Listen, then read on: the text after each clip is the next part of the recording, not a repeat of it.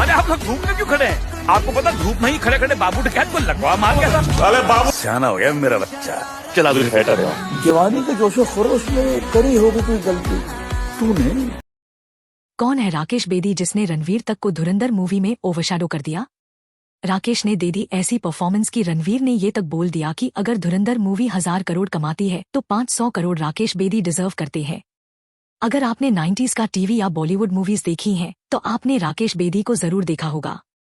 उनका चेहरा, उनकी बॉडी लैंग्वेज और उनकी इनोसेंट कॉमेडी आज भी लोगों के दिमाग में फ्रेश है।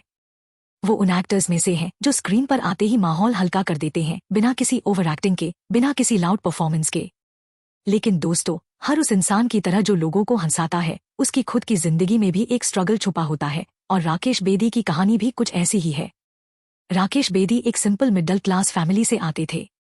उनके पिता जर्नलिस्ट थे, इसलिए घर का माहौल पढ़ाई लिखाई और अंडरस्टैंडिंग वाला था। लेकिन राकेश बेदी का मन बचपन से ही एक्टिंग में लगता था। जब दूसरे बच्चे इंजीनियर या डॉक्टर बनने का सपना देखते थे तब वो स्टेज पर खड़े होकर लोगों को हंसाने का सपना देखते थे। यही पैशन धीरे धीरे उनका करियर बन गया। शुरुआत में राकेश बेदी को छोटे छोटे रोल्स मिले, कई बार ऑडिशंस में रिजेक्ट भी होना पड़ा, लेकिन उन्होंने कभी हार नहीं मानी। उन्होंने अपने काम पर फोकस रखा और धीरे धीरे इंडस्ट्री में अपनी जगह बनानी शुरू की।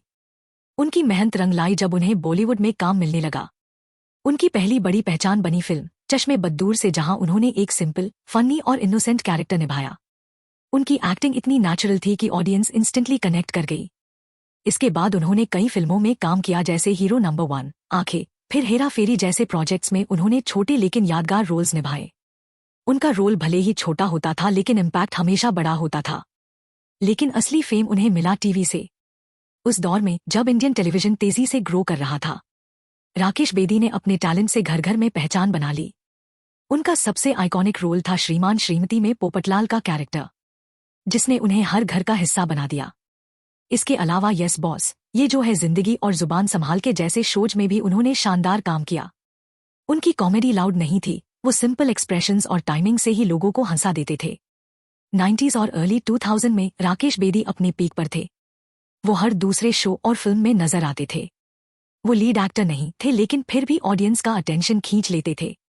डायरेक्टर्स को पता था कि अगर सीन में राकेश बेदी है तो वो सीन जरूर एंटरटेनिंग होगा। उनकी इमेज बन चुकी थी एक रिलायबल कॉमिक एक्टर की। समय हमेशा एक जैसा नहीं रहता। नए कॉमेडियंस, कॉमेडी का स्टाइल बदल गया, कंटेंट बदल गया और धीरे धीरे राकेश बेदी जैसे एक्टर्स को कम मौके मिलने लगे। इससे उनका ग्रोथ रुक गया और स्क्रीन टाइम कम होता चला गया। जब फिल्मों और टीवी से काम कम हुआ तो उन्होंने थिएटर का सहारा लिया। थिएटर से उनका पुराना रिश्ता था और वहीं उन्होंने फिर से खुद को मजबूत किया। उन्होंने स्टेज शोज किए, लाइव ऑडियंस के सामने परफॉर्म किया और अपने पैशन को जिंदा रखा। बीच बीच में वो कुछ टीवी शोज और फिल्म्स में नजर आते रहे।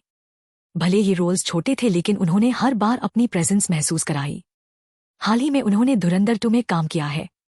पावर हाउस स्टार से भरी इस फ्रेंचाइजी में राकेश बेदी की जमील जमाली इसकी सबसे यादगार कैरेक्टर में से एक है।